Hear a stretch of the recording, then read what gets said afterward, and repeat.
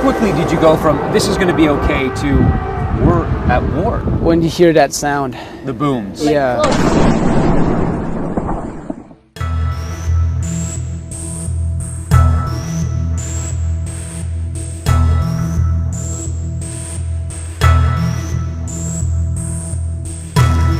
Kids today, right? They have a lot to deal with. First of all, they're always looking at their devices.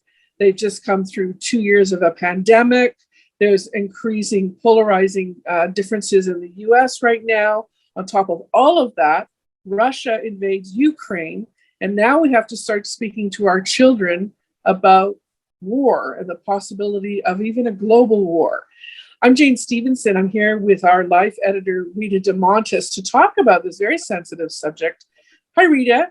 Let us know basically what and how we should talk to our children. First of all, how do we start this conversation? I think we take the lead from the kids.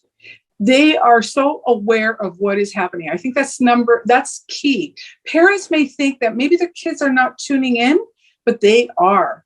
And they're on social media a lot harder than their parents. And they're seeing things. There are graphic visuals online, and they want to know what's going on. They're frightened, and they want to know if they are safe. How old should a child be before you broach the subject, do you think?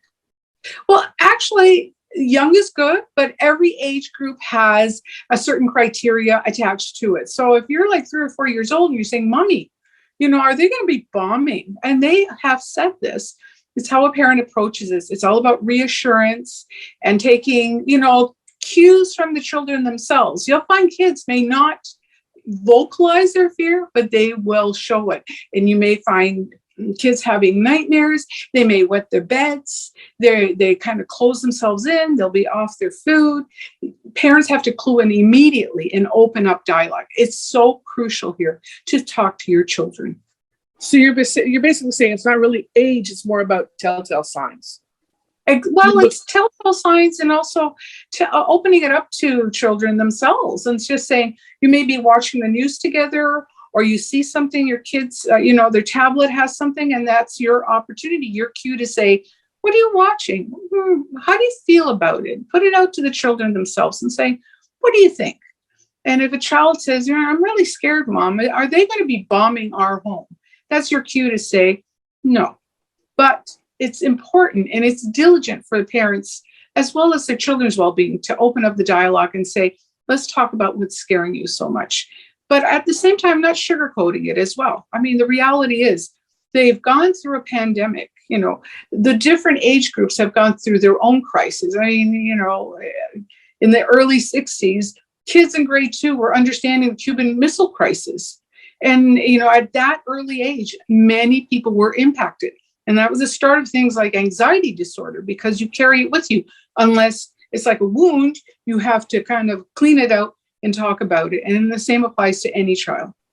So fast forwarding to 2022, video games are very prevalent. Do things like that have an impact on how kids perceive war? Are they desensitized in some way? Well, yes and no. Kids are smart. They're a heck of a lot smarter than you think. And a lot of them realize and appreciate the fact that this is a game. And sometimes, they can be desensitized. But at the same time, reality is what they're catching off the games. So we got to give kids credit for a lot more than we do. And it's not one-dimensional. It is three-dimensional. Ultimately, the end of the game, at the end of the day, is you want to assure your children that they're safe. And now more than ever, it's really hitting home. I mean, anyone who lived through 9/11 is totally aware of this, because at one point, everybody thought they were World War III. Now, kids today are hearing, are we going to have World War III? Who is the boogeyman here? And it's all about assuring kids, because you're setting them up so that they are not going to be impacted later on, that you are giving them the tools to be strong and appreciate that this too shall pass. Thanks so much, Rita, for your insight on this very important issue. Let us know what you think on Twitter and Facebook, and please subscribe to our YouTube channel below.